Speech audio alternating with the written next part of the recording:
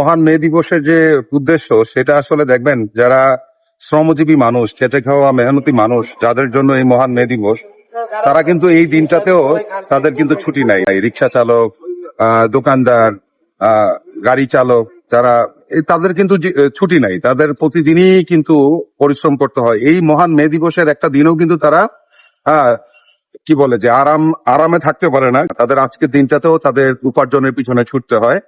তা আমি একটা কথা বলি, যাদের কারণে আমরা ভালো আছি, যাদের কারণে দেশ ভালো আছে, প্রত্যেকটা খেটে খাওয়া মেহনতি মানুষের সম্মানের সাথে সাথে তাদের প্রাপ্য সম্মানটুকুও দিতে হবে। তাদের যে অধিকার সেটা যেমন নিশ্চিত করবেন, সেই সাথে তাদের প্রতি আমাদের যে সম্মান, ভালোবাসা, শ্রদ্ধা, সেটা কিন্তু প্রকাশ করতে হবে।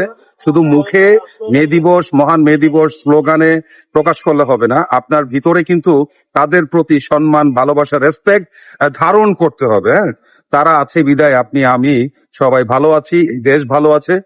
তাই আসুন আমরা সবকিছু ভুলে সবার সাথে সবার একটা সমতা তৈরি করি, বৈষম্য থেকে বের হয়ে আসি।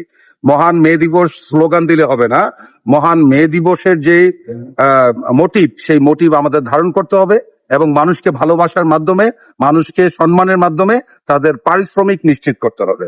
ইনশাআল্লাহ। মহান মে দিবসের সবাইকে শুভেচ্ছা।